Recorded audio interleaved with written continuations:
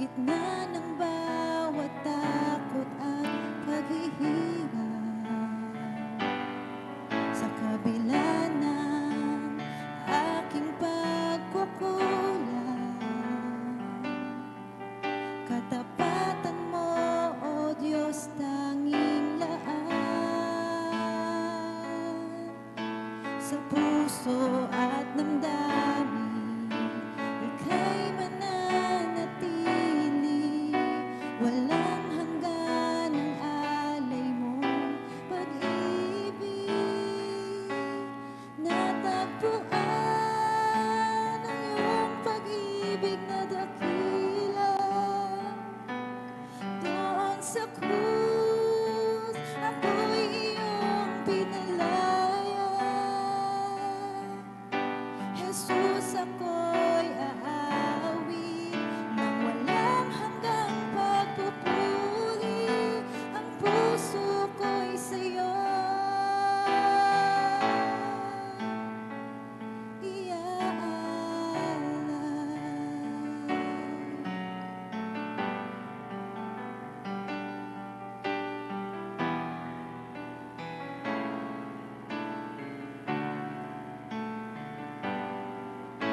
Panginoon, ikaw ang kagapay.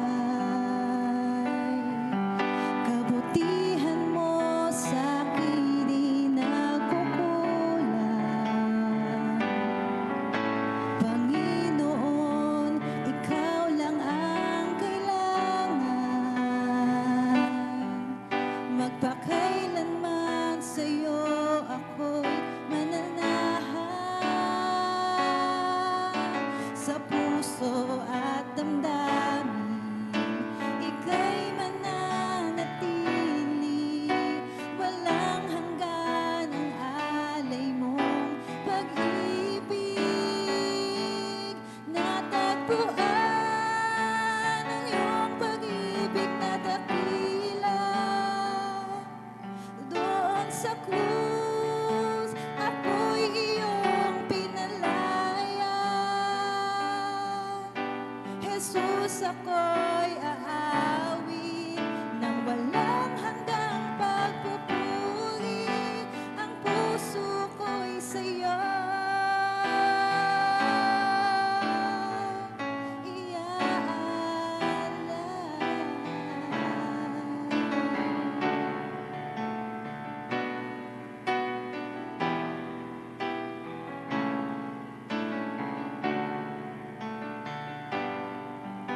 hangad ko lang ay mamalagi sa presensya mo. Natagpuan, ako'y binago ng pag-ibig mo. Hangad ko lang ang mamalagi sa presensya mo. Luwalhatiin ang pangalan mo. Hangad ko lang ay mamalagi sa presensya mo. Natagpuan, ako'y binago ng pag-ibig mo. Hangad ko lang ay mamalagi sa presensya mo. Luwalhatiin ang pangalan mo. Ako'y natagpuan ang iyong pag-ibig na dakila. Doon sa krus, ako'y iyong pinalaya. Jesus, ako'y aawit ng walang hanggang pagpupuri. Ang puso ko'y sa'yo. Ako'y natagpuan ang iyong pag-ibig na dakila. Doon sa krus, ako'y iyong pinalaya. Jesus, ako'y aawit ng walang hanggang pagpupuri. Ang puso ko'y sa'yo.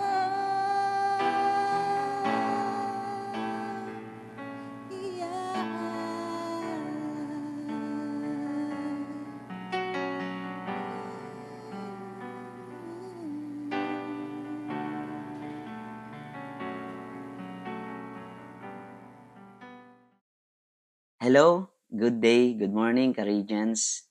Welcome to our daily prayer and fasting devotion. This is day 2 and today's topics is in Luke 15. By the way, sa mga hindi pa po nakakilala sa akin, ako po pala si Pastor Bert Espinosa na naka-assign dito sa RCMI Dasma at kasama ko po si Pastor Ray Baluyot na humahawak ng RCMI Dasma. Tatlo po kami ang humahawak dito kasama na po si Ate Au Baluyot. At sa umagang ito, nais ko lamang po mag-iwan sa inyo ng tanong ngayong araw na ito. May question lamang po ako.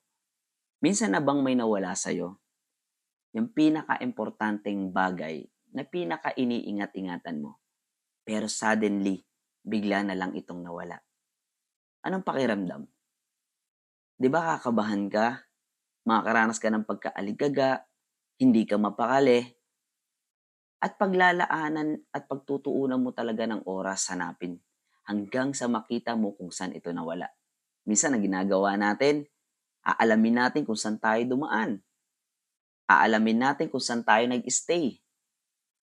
Kahit sa ilalim ng kama or table, iaangat talaga natin ito. At iilawan natin hanggang sa makita natin ang hinahanap natin.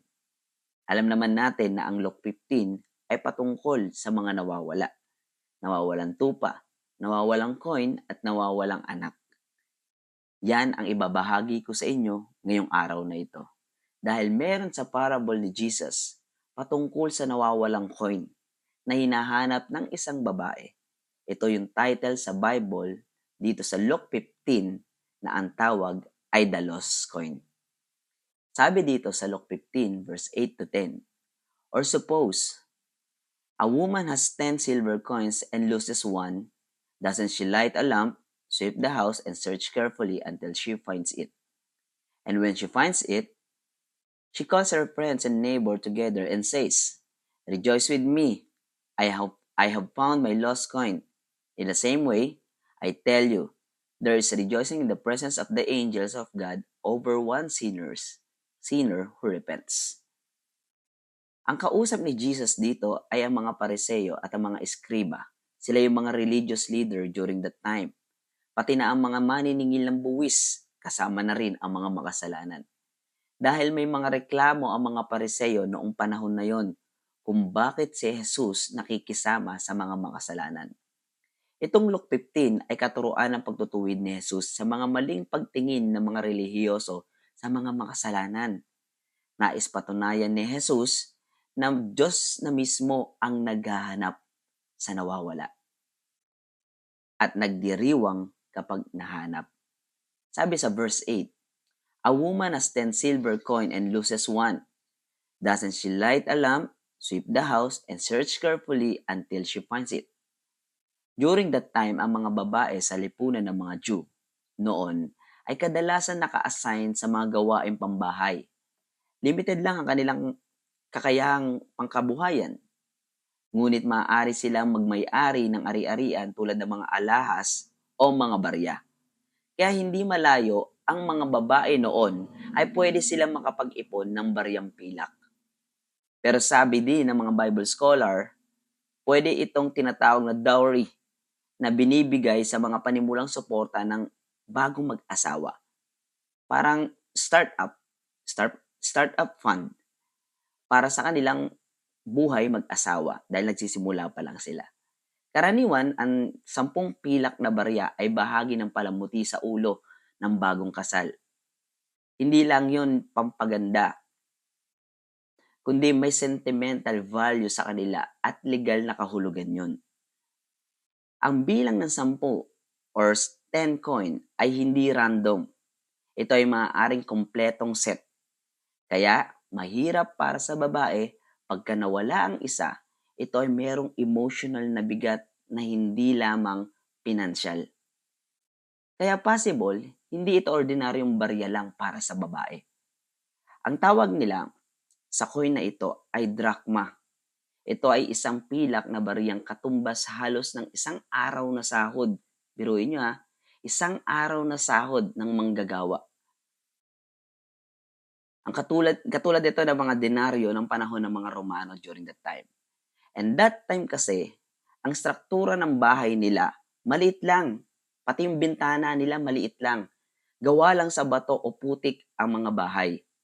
Madalas, may sahig. Madalas, doon sa may sahig, lupa. So, possible, madilim sa loob kung saan, kung minsan maulap pa, hindi talaga nila ito makikita. Kaya kapag nalaglag o nawala ang isang barya, malalaglag ito sa damo or dayami na sahig noong panahon nila. Kaya kinakailangan ng babae gumamit ng ilaw na nagbibigay liwanag sa dilim at magwalis para lang hanapin ito sa gitna ng gulo ng sahig. Alam nyo ba, ginamit ang ilaw sa Greek word na haptai, na ang ibig sabihin, ang Diyos ang nagsisimula ng paghahanap at siya ang nagbibigay liwanag ng katotohanan. Inihalin tulad ng parable na ang babae ay gumagawa ng paraan upang mahanap ang isang nawawalang coin. Grabe, no? Gumamit din ang walis or ang walis ng tawag sa Greek word ay saroe, na ang ibig sabihin ay pagmamalasakit at pagtsatsaga ng Diyos sa paghahanap sa nawawala. Ang babae ay masinsinang naghahanap, hindi basta naghintay lang. Ginawa niya ang praktikal at masipag na paraan para lang matagpuan niya ang barya. Ganon din ang Diyos. Tinutuon niya talaga ang atensyon niya sa mga taong nawawala, katulad ng ginawa ni Jesus noong nagkatawang tao siya. Ibinuhos niya ang kanyang pansin, pagsisikap at paghahanap sa nawawalang isa. Dahil sa mata ng Diyos, ang bawat tao ay mahalaga. Hahanapin niya kahit isa lang ang nawawala. Grabe, no? Ang tindi ng ating Panginoon. Makikita natin sa parable ni Jesus, hindi makontento ang babae hanggat hindi niya nahahanap ang isa kahit na may natitira pa siya. Hindi siya tumigil hanggat hindi niya ito natatagpuan. So kung titignan natin, parang tayo yung siyam na barya. Ligtas na. Pero ang Diyos, hanggat may nawawala o may naliligaw, hindi siya titigil hanggat hindi niya ito natatagpuan. At nais ng Diyos na maging kabahagi tayo bilang isang lingkod niya, na hanapin ang bawat alam nating nawawala na puno ng atensyon, effort at puso. Sabi ng verse 9, "And when she finds it, she calls her friends and neighbors together and says, 'Rejoice with me! I have found my lost coin.'" Tingnan mo, tinawag pa ng babae ang mga kaibigan at kapitbahay niya sa sobrang kagalakan na nararamdaman niya.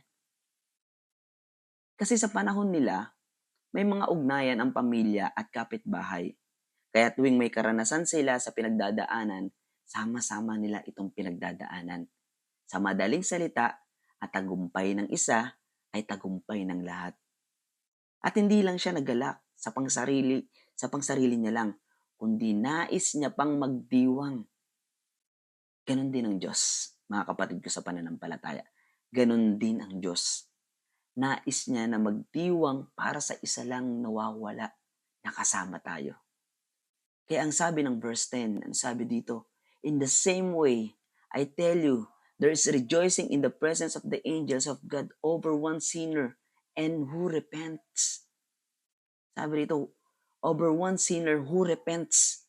Kapag ang isang naligaw ay nagbalik, ang puso ng Diyos ay napupuno ng ligaya at ipinapahayag sa isang masiglang pagdiriwang. Ang tindi ng ating Panginoon. Walang pagbabalik loob na maliit sa paningin ng Diyos. Uulitin ko po, walang pagbabalik loob na maliit sa paningin ng Diyos. Bawat isa ay patunay ng kanyang buhay na biyaya at nararapat itong magdiwang ng buong galak kasama ang buong sambayanan.